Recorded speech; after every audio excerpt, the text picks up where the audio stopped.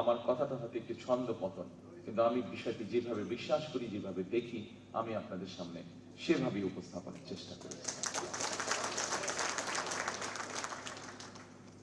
তবে একটি রাজনৈতিক দল হিসেবে, একটি রাজনৈতিক দলের সদস্য হিসাবে আমি এতটুকু বলতে পারি, জনগণের রায় বাংলাদেশ জাতীয়তাবাদী দল সরকার গঠনে সক্ষম হলে সেনাবাহিনীকে অবশ্যই কোনোভাবেই রাজনৈতিক স্বার্থে ব্যবহার করতে দেওয়া হবে না।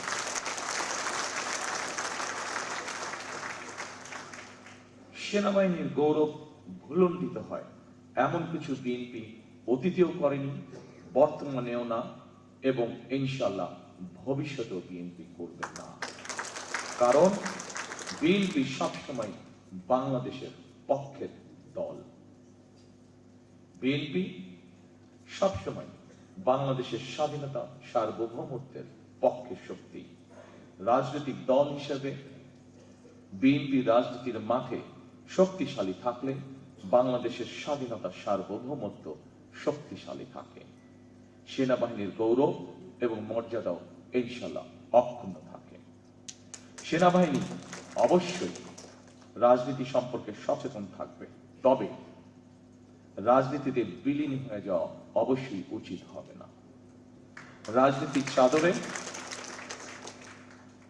রাজনীতির চাদরে যাতে পেশাদারিত্ব আচ্ছাদিত না হয়ে যায়, এ ব্যাপারে সেনাবাহিনীর প্রতিটি কর্মকর্তা এবং সদস্যকে অবশ্যই অত্যন্ত সচেতন থাকা জরুরি।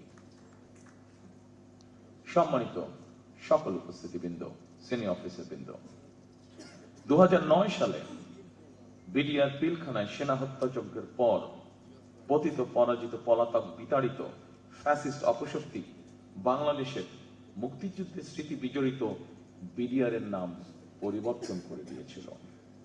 এমনকি তাদের ইউনিফর্ম পর্যন্ত পরিবর্তন করে ফেলা হয়েছে।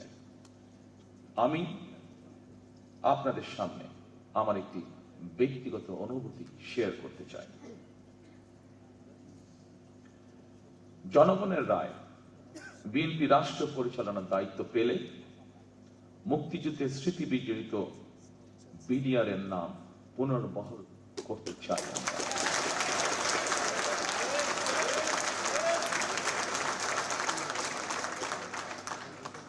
ভবিষ্যতে যাতে কখনোই এই ধরনের ঘটনা না ঘটে, সেই লক্ষ্যে সেনাবাহিনীর সঙ্গে আলোচনা করে বিডিআর পিলখানা সেনা হত্যাযজ্ঞ দিবসটিকে শহীদ সেনা দিবস অথবা সেনা হত্যাযজ্ঞ দিবস অথবা জাতীয় শোক দিবস হিসেবে ঘোষণা করার পরিকল্পনা।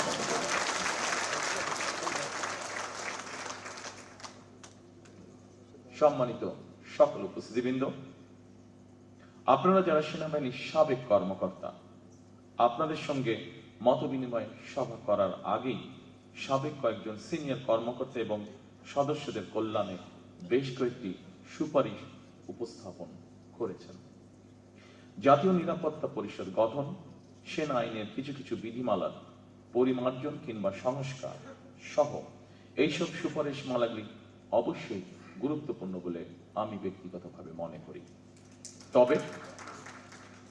তবে এই মুহূর্তে এতটুকু বলতে পারি, আগামী 12ই ফেব্রুয়ারি জাতীয় নির্বাচনে জনগণের রায় আল্লাহর রহমতে ইনশাআল্লাহ বিএনপি রাষ্ট্র পরিচালনার দায়িত্ব পেলে আপনাদের উপস্থাপিত এইসব সুপারিশমালা বাস্তবায়নের জন্য সেনাবাহিনী সাবেক এবং বর্তমান কর্মকর্তাদের সমন্বয়ে আমরা একটি কমিটি গঠনের পরিকল্পনা করেছি। এই কমিটির সুপারিশ অনুযায়ী দাবি দেওয়াগুলির পরীক্ষা নিরীক্ষা করে প্রতিটি সুপারিশ পর্যায়ক্রমে ইনশাআল্লাহ আমাদের বাস্তবায়নের ইচ্ছা আছে। পরিশেষে আমি হয়তো সকল কথা এতক্ষণ পর্যন্ত যেগুলো বলেছি, সেই কথাগুলোর মধ্যে হয়তো অনেকেই আশ্বস্ত হতে পারেননি, কিছু কথা হয়তো রেখে দিয়েছেন। তবে পরিশেষে সেনাবাহিনীর সাবেক কর্মকর্তা এবং সদস্যদের একটি দাবি ছিল, ওয়ান র্যাঙ্ক ওয়ান পেনিটি। আমি আপনাদেরকে অত্যন্ত আনন্দের সঙ্গে জানাতে চাই যে ইতিমধ্যেই আমরা আমাদের দলীয় ম্যানিফেস্টোতে ওয়ান র্যাঙ্ক ওয়ান পে অন্তর্ভুক্ত করে নিয়েছি এবং এটি আমরা বাস্তবায়নের ঘোষণা এরই মধ্যে জাতির সামনে উপস্থাপন করেছি। ইনশাআল্লাহ বিএনপি সরকার গঠন করলে পরে 12 তারিখে নির্বাচনে এটি আমরা যত দ্রুততার সঙ্গে সম্ভব বাস্তবায়ন করব আমরা ইনশাআল্লাহ। পরিশেষে সকল উপস্থিতিবৃন্দ, আপনাদেরকে আন্তরিক ধন্যবাদ আবারও জানাতে এসেছি আমাকে এবং আমার স্ত্রীকে আজকে এই সুন্দর অনুষ্ঠানে আমন্ত্রণ জানানোর জন্য। সকলে ভালো থাকবেন ইনশাআল্লাহ, সকলে সুস্থ থাকবেন ইনশাআল্লাহ। আসুন আমরা চেষ্টা করি আমাদের প্রত্যাশিত একটি সুন্দর নিরাপদ বাংলাদেশ যাতে আমরা গড়ে তুলতে পারি। ধন্যবাদ সকলকে। আসসালামু আলাইকুম।